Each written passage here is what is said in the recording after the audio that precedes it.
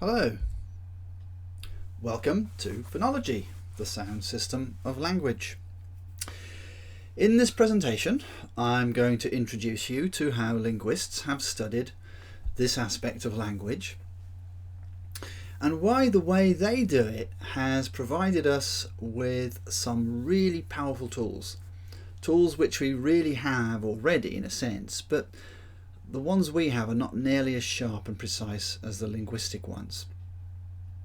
But not only this, if you're going to study linguistics, phonology is really a prerequisite. So though it takes some practice and skill, as you'll see, it's a really good thing to get under your belt. Okay, so let's start with saying some fairly obvious things. For these language users popping up on your screen here, speech is something they're going to utilize right from the start, right? I mean, they watch and listen to us like hawks, and boy don't they know how to get our attention. So you could say, for humans, speech is going to be a really fundamental concern, way before something like writing is. So in school, we focus on teaching the writing system. And a whole folk linguistics starts to form based on teaching this writing system. For example, at school we learn that letters are to be formed one at a time, with a little bit of space between them. We learn about words represented as chunks of letters, with a little bit of space between them. We learn that letters make words, and we can do joined up writing perhaps. And we learn that there are 5 letters that we call vowels, with Y sometimes being used as a vowel, and that the other letters are consonants, and so on and so forth. But you see what's going on here? We're learning to think and talk about speech through the framework of thinking and talking about the written system. Well, what's wrong with that? What do you think? Well, what did you think, I wonder? It turns out that there are about 20 vowel sounds that are used to make words or phrases that we hear, not 5 or 6. And then you might think, well, 20. There's a lot of accents out there. Are there more than 20 perhaps? It seems that about 20 though is ample for describing most forms of English. But here's another thing though. The English alphabet as a standard bunch of symbols hasn't changed that much. It has changed, but it hasn't changed that much since the time it was first used. And do you know when it was first used? Right, a long time ago. Actually around the time of the Anglo-Saxons. And what we now call Old English was the language that was spoken back then. This is the first page of the poem Beowulf, by the way. So the alphabet probably did a pretty good job of capturing the sounds back then, but capturing the way English sounds now, well, let's just say that we might need a new kind of alphabet for more accurate sound transcription, if that's what we want the alphabet to do. So here are 2 quick points. We need a specially devised system for representing speech, a system where one symbol represents one sound. And we have that with the International Phonetic Alphabet, or IPA.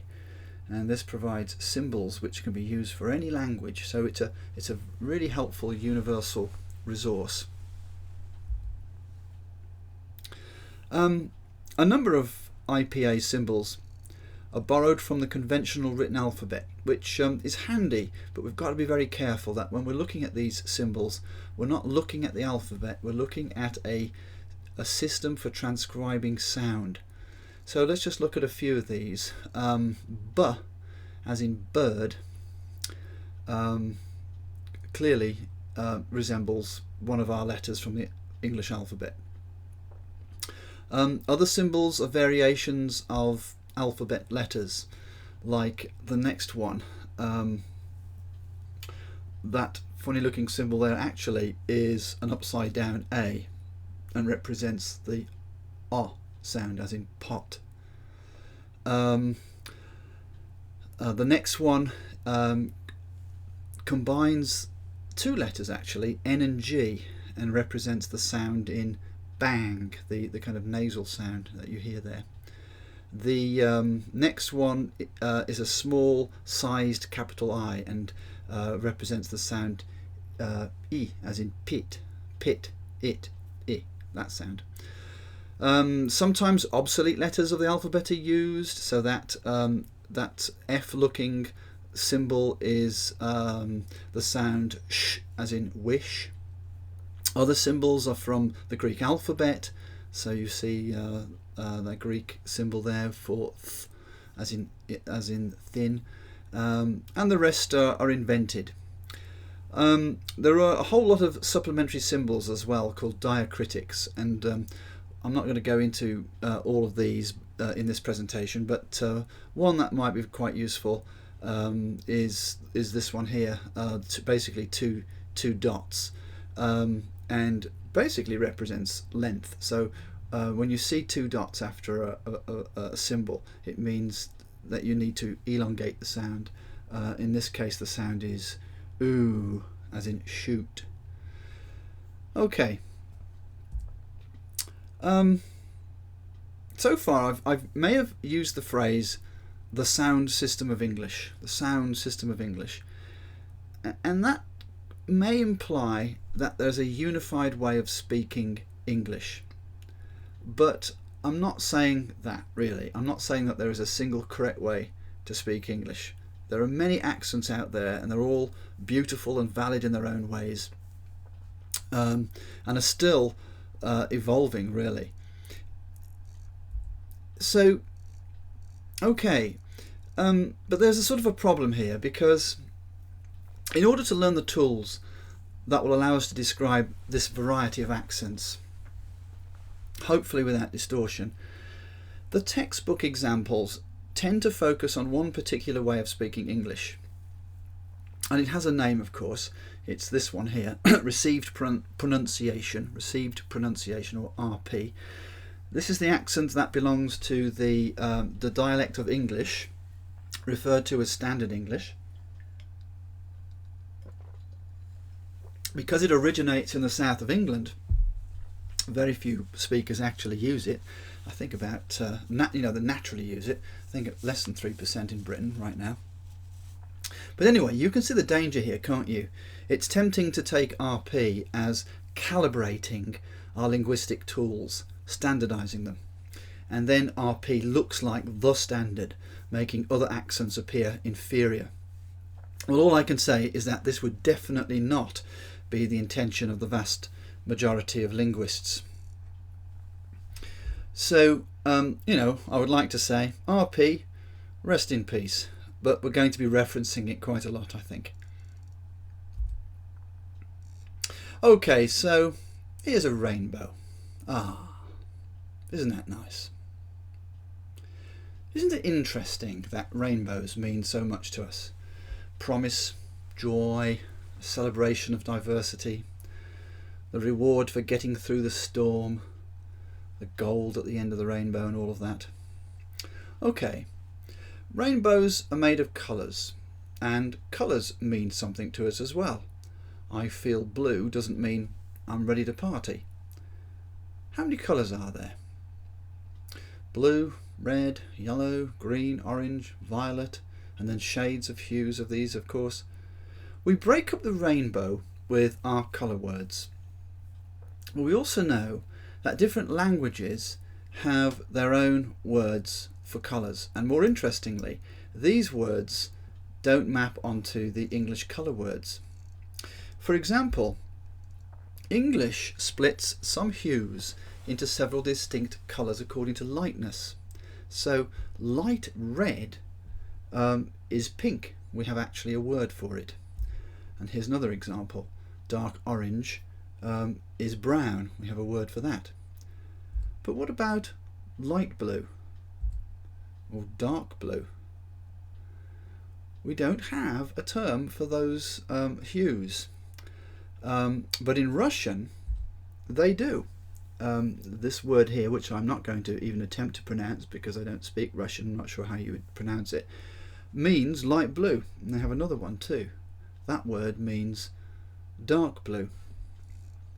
Okay, so why am I saying all this? Well, the way we break up the rainbow with our colour words, different languages breaking up the pie in different ways, so to speak, flies in the face of a scientific perspective where a rainbow is, after all, a spectrum of colour, a continuum of different wavelengths. And this raises all sorts of interesting questions, like do Russians experience colour differently to English speakers? And if you're interested in this kind of thing, you might want to follow it up with looking up the Sapir-Whorf hypothesis. It's quite a famous discussion in linguistics. Anyway, if you haven't guessed already, I'm using this colour and rainbow discussion as an analogy. Light for sound. If we're going to describe the speech system of language, we might want to think of sound here like the scientists think of it, or rather like the scientists think of light, that's what I'm trying to say, except that it would still involve our perceptual apparatus.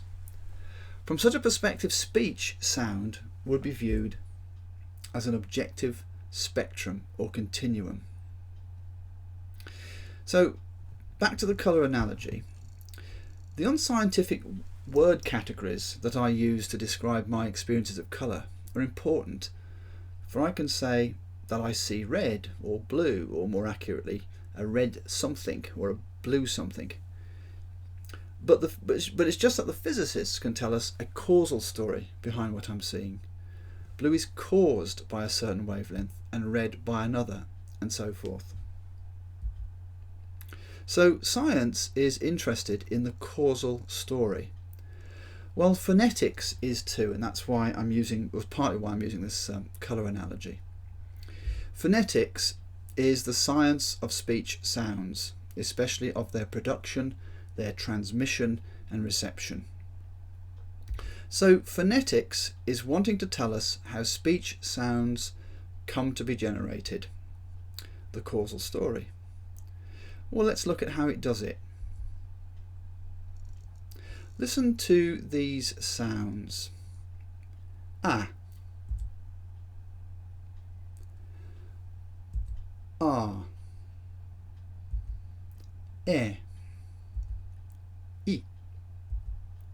E, I, O,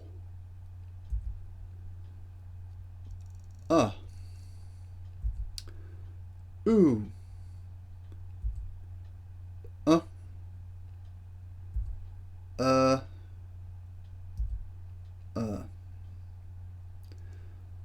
All right, that wasn't done as well as I would have liked to have done it, but here's my question. Do these sounds make sense? Are these sounds language? Is it speech? Do they make sense in the way we expect language to make sense? I don't think so. They're just sounds, right?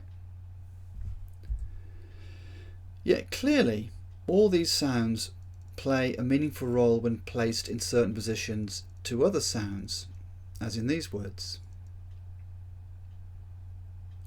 But for now, I want us to kind of bracket out their potential meaningfulness and just think of them as sounds that humans can generate, and of course are generated in a certain way.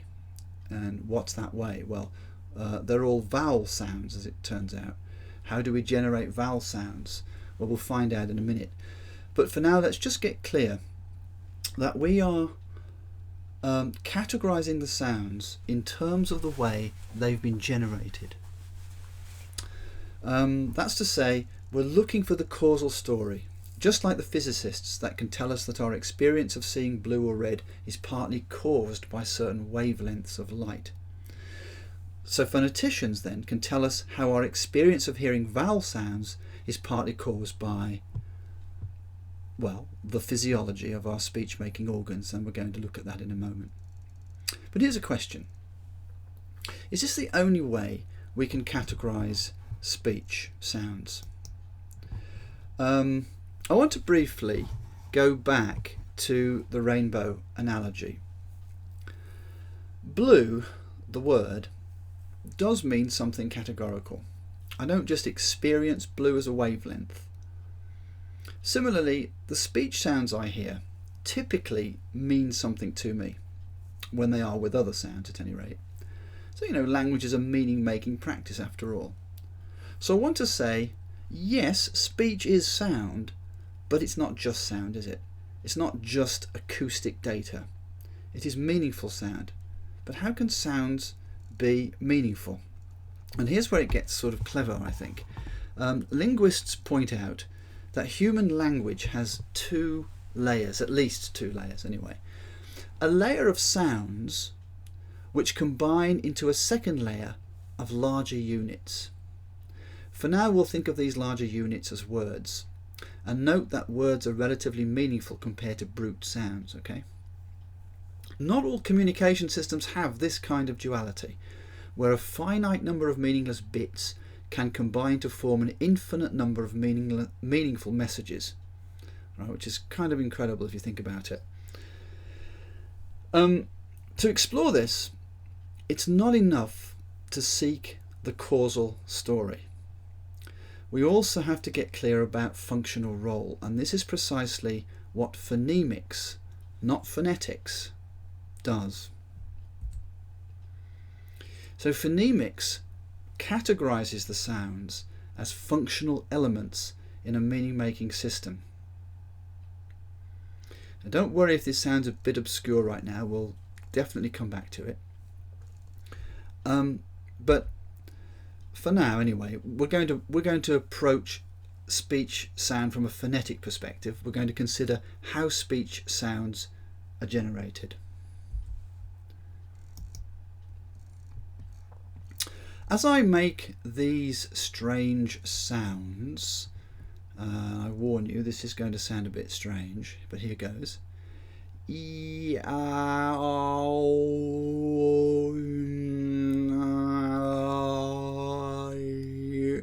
Alright, that will do. I encourage you to do similar kinds of things, preferably somewhere private. Well, I can feel the air coming up my windpipe, given energy by my vibrating vocal cords, and then leaving my mouth while my lips move in all sorts of ways. So, alright then, get this.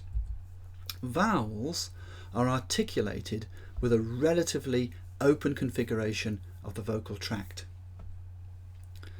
So this is a diagram of the vocal tract. Do you like that? It sounds very biological, doesn't it? Like a digestive tract. The vocal tract has a number of important components which I think we need to just get clear about. It consists of these three resonating chambers: the nasal cavity, the mouth, the pharynx. The upper and lower teeth interact with the tongue and lips. That little ridge you can feel on the roof of your mouth behind your teeth is the alveolar ridge.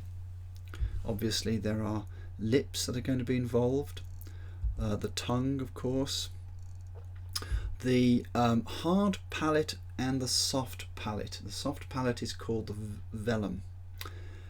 The epiglottis, this stops the food from going down the trachea when we swallow, which is fortunate. And the vocal folds. These vibrate, of course, to create sound for vowels and also for voiced consonants. Don't worry about that right now though too much. But it's the tongue and the lips that I really want to focus on. These play a big role in creating different vowel-like sounds. So how is difference created then? Basically it's to do with where the sound ends up resonating, and the tongue and the lips are responsible for this variation. And I can't show you can't show you an animated diagram of this, that would be ideal. But the tongue actually moves around, and that controls where the resonation is going to end up. And it can end up in a number of places, of course. It can end up, let's blow this up a bit first. It can end up at the front of the mouth, or in the center of the mouth, or at the back of the mouth, high up in the mouth, sort of medium in the mouth, at a medium level in the mouth, or at a lower point in the mouth. So those letters, front, center, back, HML, high, medium, low, give us a handy dandy matrix.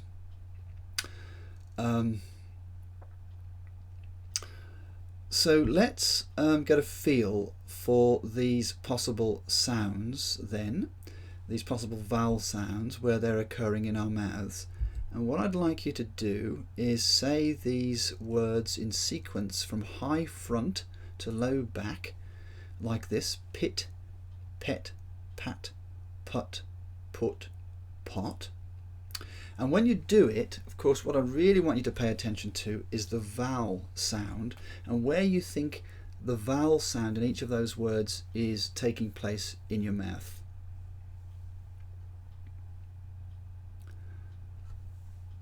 Okay, these are meaningful words that I've put up there to illustrate this, but we've got to remember that we're only interested here in classifying possible sounds. So here are the symbols for some of the sounds. I mean, this is a simplified diagram. It's a very important diagram though. It's called the cardinal vowel system, and it was developed by a famous phonetician named Daniel Jones, 1881 to 1997 I think are his dates. A very important person in the history of linguistics, because he started to systematically investigate the articulation of sounds. So it's the tongue that takes a certain position to form these sounds. I think I've said that already. What about the lips? Well, it turns out that in most vowel positions it's possible to hear a difference in vowel quality depending on whether the lips are rounded or spread. Some languages really exploit this dimension of contrast. I think French does, but English doesn't, so I'm not going to go into it. But no doubt you'll have noticed as you made vowel sounds that your lips took on different positions. Alright, well, I said that this diagram was a bit simplified. Let's show you a more detailed version of it, and that's not as detailed as it can get either, but it's good enough for what we're doing here. Notice the symbol in the mid-central position, the upside down E symbol. It's called the schwa, and it's a very common sound, perhaps because of where it's located. Okay, I mean, illustrating that sound, that's the schwa sound, so no doubt you've heard me say that quite a bit already. We use that schwa sound a lot.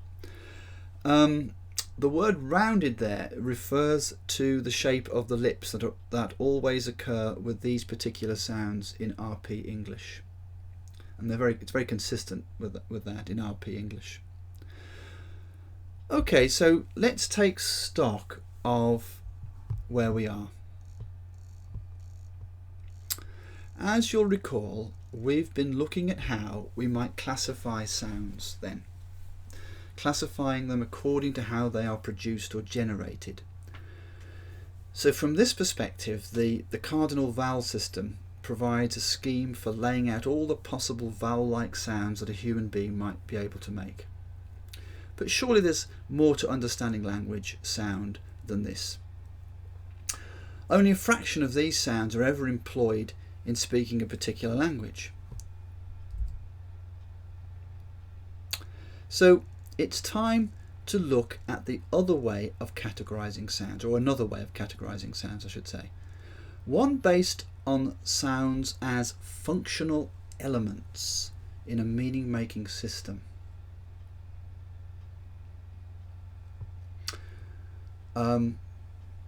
Actually, that should say phonemics categorizes the sounds as functional elements in a meaning-making system, not phonology, but phonemics. And this isn't a subtle difference. All we can say about the sounds symbolised on the screen using the International Phonetic Alphabet is that they are vowel-like. Yes, we can talk about how they are formed by the speech organs and all of that, but we can't say how these meaningless sounds somehow play a role in a meaning-making system. To do that, we need to see them playing a role in a functional environment. Well, what could that be? What could that functional environment be? Well, here it is. As Hamlet would say, words, words, words. Notice that the IPA symbols are written without square brackets. That's a convention of phonetic transcription, and it means that whatever is between the brackets is meant to represent speech sound, pure and simple, not words, not sentences or anything that is obviously meaningful, just sound. All right, all we can say about the cardinal vowel sounds is that they are vowels, that they are vowel-like sounds, sure, physically produced in particular ways, and that's it really. But we could ask this question: how do meaningless sound elements combine to form units at a higher level, that is, words? And the answer is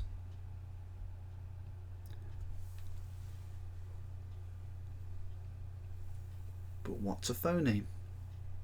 Let's go back to our description of vowels. Here are vowel sounds, and notice I put them between slashes and not square brackets this time. Meaningless sound? Well, not so when functioning with other sounds, especially consonant sounds. So in RP English, at any rate, these sounds are functionally significant.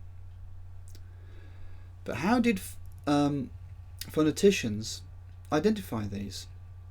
How do they determine when a sound is functionally significant? Well, like with phonetics, it's a classification exercise again. To seek for differences within a basic similarity, that's what you're up to when you're doing a classification. So what could the basic similarities be enabling us to classify speech sounds other than their physical means of production? Yes, that's the question, Ugh, thank you. The answer is a sound's tendency to turn up in the same word environment. A sound's tendency to turn up in the same word environment. Word environment. What's that? Well, here's a word. Let's spread it out a little bit. And let's think of it as made up of sounds, not letters, right? Notice that the sound symbols appear between slashes rather than square brackets. That's because we're doing phonemics now and not phonetics. Okay. The sound a occurs in the word environment p, vowel slot t. It occurs in the middle of this CVC type word environment. CVC stands for consonant, vowel, consonant. Well, so what, you might say? How is this helpful to the task of classifying sounds? Yeah, well, there may be other sounds that are similar in that they also occur in this same environment. They're not similar in their phonetic quality, right? They're heard as different sounds, but they are similar in that they all seem to turn up in the same word environment. Let's have a look at this. Here's the environment, and here are candidates for sounds that may turn up in it. A, I, O, E. And when we articulate the three sounds in this sound environment of P, vowel slot, and T, we hear pat, pit, pot, and pet. So these different vowel sounds seem to turn up in the same word environment in the slot between the P and the T. We also know that these sounds produce different words, and that's critical. Different words. Pat is a different word to pit. Therefore, these sounds are functionally significant. And we'll come back to this again, because it's a very important concept, this notion of functionally significant. Alright, see if you can finish off this sentence. A phoneme is functionally significant in that, and don't worry if you can't do it yet, but have a go, see what you come up with. We'll talk about this later on. Okay, I hope all this will come crystal clear when we consider how linguists determine what will count as a phoneme in a given language.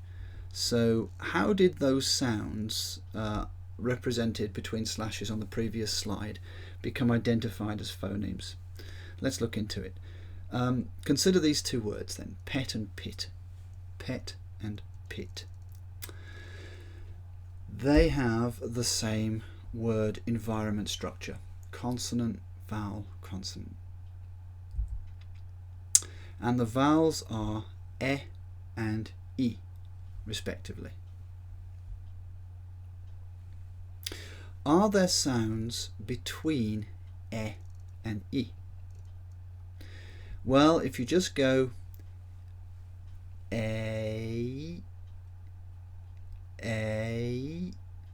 the answer is yes. It's a continuum of sounds, like the colours in the rainbow, a sound continuum. But here's the important thing. In RP English, it turns out that there isn't a sound that could be used to make a third word. Something that has the same consonants, p and t, but a vowel that is in between e and e. In other words,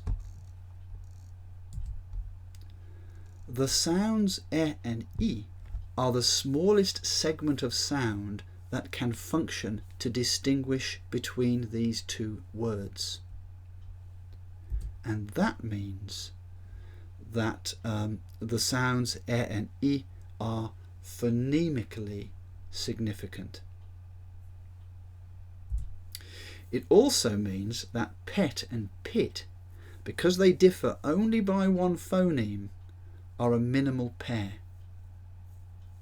So a minimal pair is a pair of words that differ only by one phoneme. So it's by seeking potential minimal pairs of words that linguists can arrive at a set of likely phonemes for a given language, any language, including RP English. So let's look at another example to clinch this, and this time we'll focus on consonants rather than vowels. Listen to this sound brought to you from my mouth. Se. You may think I'm just saying the word say, as in say something, but I want you to think of it as a CVC word environment. A word environment where we can insert possible consonant sounds that give us words. Safe and save. What's the difference then between these two consonant sounds, the ones in red? V is pronounced with the vibration of the vocal cords. If you put your fingers on your Adam's apple and make that sound, you can feel that. But f isn't.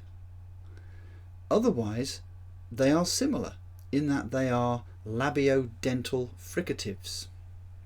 What on earth am I talking about? Labiodental fricatives? All this means is that they're produced in a similar place in the mouth and in a similar way, and that terminology, labiodental and fricative, I'm going to kind of give you a quick overview of that later on. But anyway, They are similar in that they are labiodental fricatives. They're produced in almost the same way, except one is voiced and one is unvoiced. So phonetically, we can say these sounds are distinct. They differ physically. Unvoiced labiodental fricative versus voiced labiodental fricative. Can we say they also differ phonemically? That is, at the level in which these meaningless sounds are significant in making meaningful words. Another way of asking the same question: are f and v truly phonemes? And the answer is yes, of course.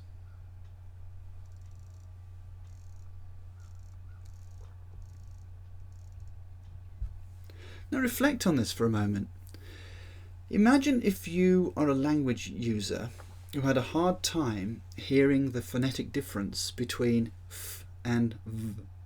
Perhaps in your non-English native language there weren't these particular phonemes. Well, you would have a hard time appreciating the difference then between the words safe and save. They might sound the same to you until you learn to make this kind of discrimination. I mean, they actually literally might sound the same. Okay, so let's look at a case where there is a phonetic difference between two sounds, but where there is no phonemic difference.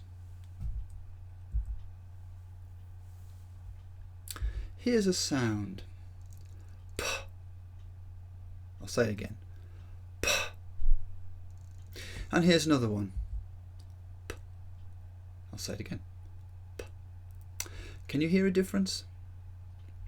The first is accompanied by a puff of air, and that's technically known as an aspiration. And the second one basically wasn't accompanied by a puff of air. So they're both similar, right?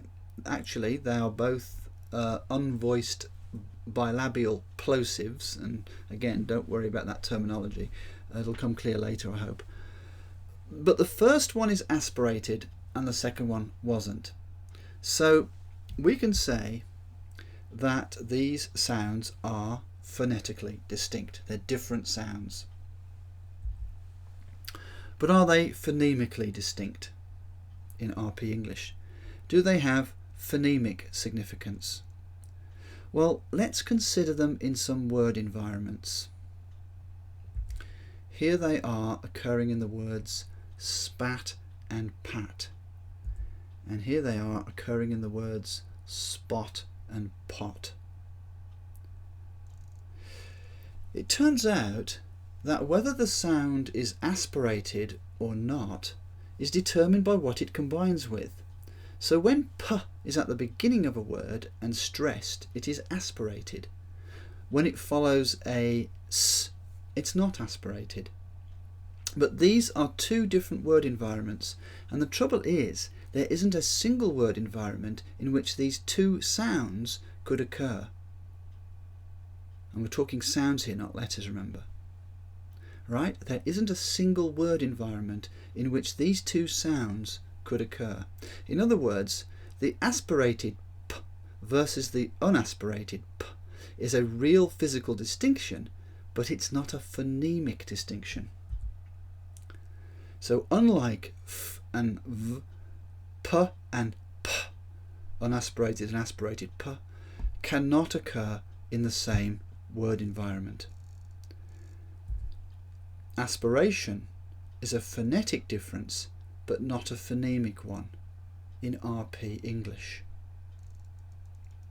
Now again, let's reflect on that. Imagine someone whose non-English native language did have the unaspirated and aspirated p as phonemes, or perhaps uses a dialect of English that does. Such folks might naturally want to represent the distinction in their spelling if they were trying to spell things phonetically. For example. And you can see why. Okay, so let's go back to that invitation I gave you to finish the following statement. Or was it? A phoneme is functionally significant in that its place in a word environment allows us to discriminate between words. And so we can define phoneme like this. A phoneme is the smallest contrastive unit, sound unit in the sound system of a language. Notice it has to be contrastive. Aspiration didn't make a diddly squat of difference in our last example. It didn't discriminate between words. Notice it's a sound unit, not something that is meaningful in itself, but able to contribute to the next level of units that are meaningful, namely words.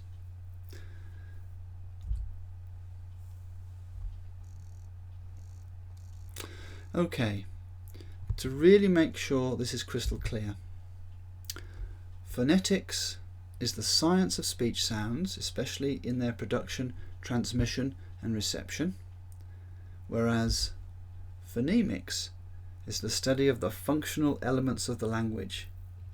And to do this kind of functional analysis, it identifies phonemes and how they behave. So these are very important words for your glossary. It's really important that you kind of understand these concepts. Alright, let's look at a nice picture.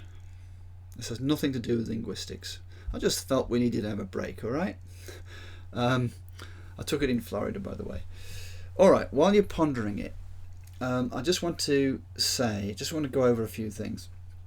What I've attempted to do so far then in this presentation is try and reveal something of the method of inquiry linguistics goes in for when it comes to describing the sound system of language. It's a form of inquiry that involves categorization. And to categorize anything, you're dealing with both similarity and difference. You're looking for how different things are similar in some significant respect that throws light on how something works. For example, vowel sounds are similar but distinguishable precisely by where and how they're produced, right?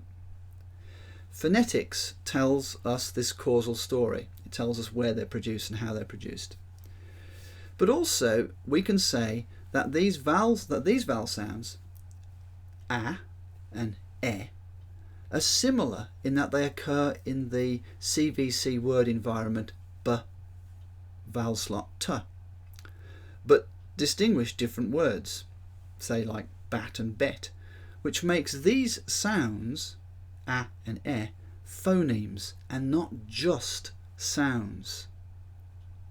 So phonemics tells a functional story, phonetics tells the causal story, and phonemics tells a functional story.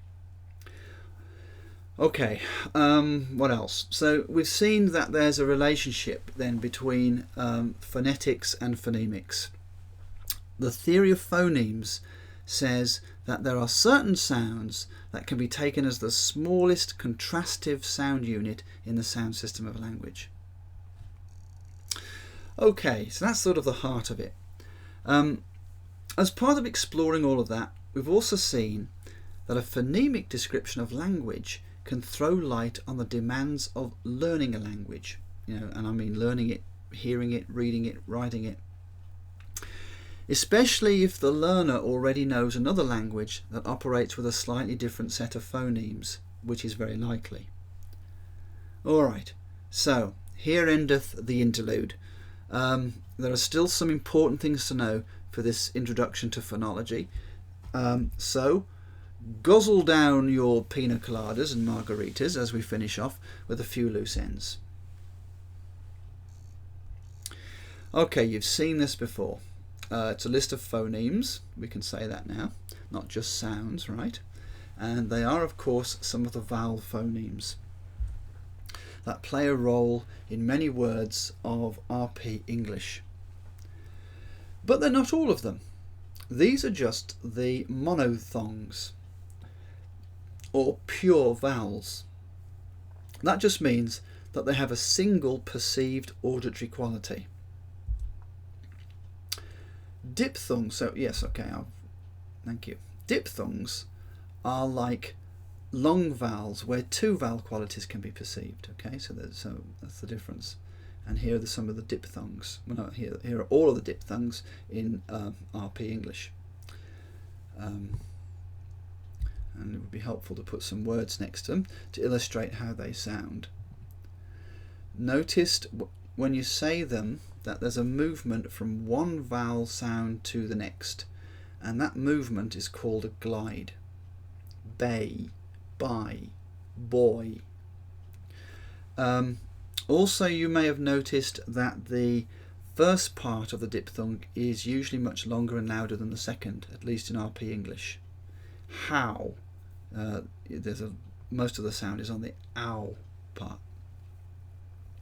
Also notice what a poor job the letters do to capture the double vowel sound. Oh my goodness. Another challenge for a language learner. And of course this isn't the end of it. Maybe you guessed this, but we also have triphthongs, and these are vowels where three vowel qualities can be perceived. And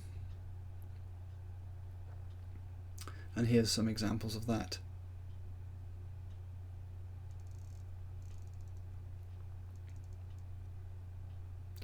So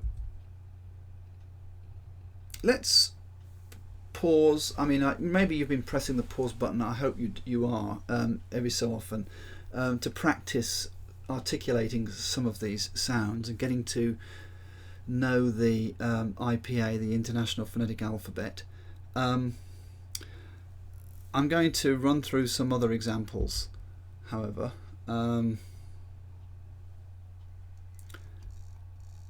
Let's see. Well, actually, what do we have on the screen here? Consonants. We've been focused so much on vowels. Let's hear it for the consonants. Here they all are. The consonant phonemes for received pronunciation English. And we'll come back to this chart, but first a few things need to be said about where consonants are produced and how they're produced. So let's move on. Oh yeah, okay, there's some helpful words.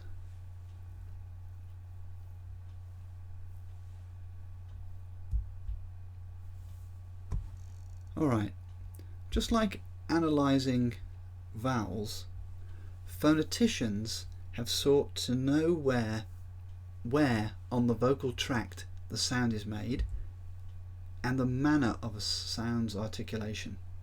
So there's two things there, location and manner. Now, because vowels are produced by a comparatively unrestricted stream of air and consonants aren't, the physiology here is a little more involved. So let's take location first and look into this. Now, when you see all this on the slide, let me just get it all up, you might go, oh my goodness, I don't think I want to wear this hat today.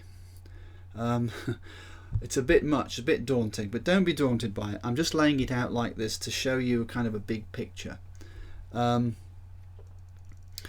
far as location goes, there are 9 regions which seem to have a significant effect, and I know this is a lot to take in, but for now let's just map it onto the consonant chart.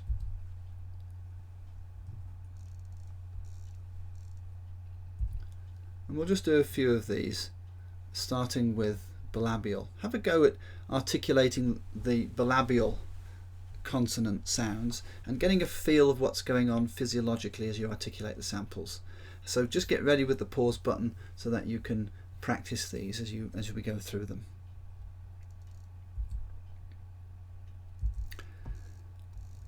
Next we're going to do the dental.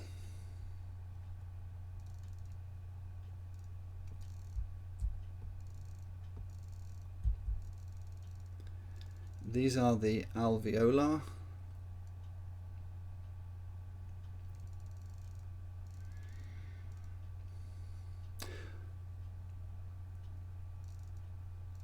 Okay, I think that's enough just to get the idea. I need now to focus on the manner of a sound's articulation. So we've done location. Now this is manner of articulation, and again, oh my goodness, it looks kind of daunting, but once you get the hang of it, it's not too bad. So here are the main ways in which we articulate consonants. There's more than 6, but these are the main ones. And again, I want to give you a kind of a taste for this. So let's map this onto our consonant chart. So here are the plosives. Plosive, a complete closure is made at some point in the vocal tract with the soft palate raised. Air pressure builds up behind the closure and then released explosively.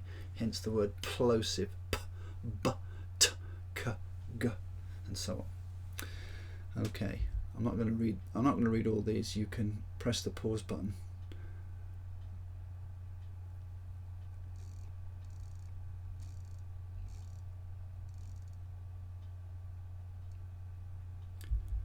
Fricatives.